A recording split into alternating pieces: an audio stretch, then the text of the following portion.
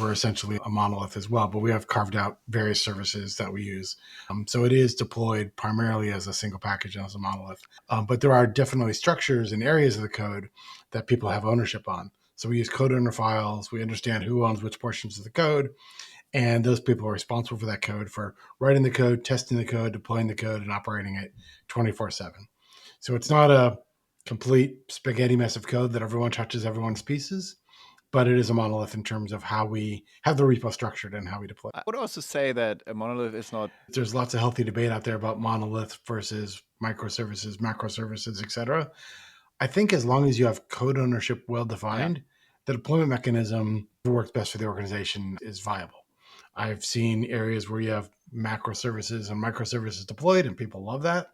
I've seen other organizations where that is frustrating to people to understand how things work. And likewise with mono repos and monoliths, it's very easy to understand where all the code lives, but people sometimes get frustrated with deployment cycles.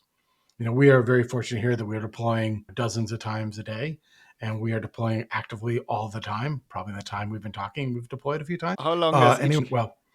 So CI time is less than 10 minutes, and commit time to deploy is under 20. Wow.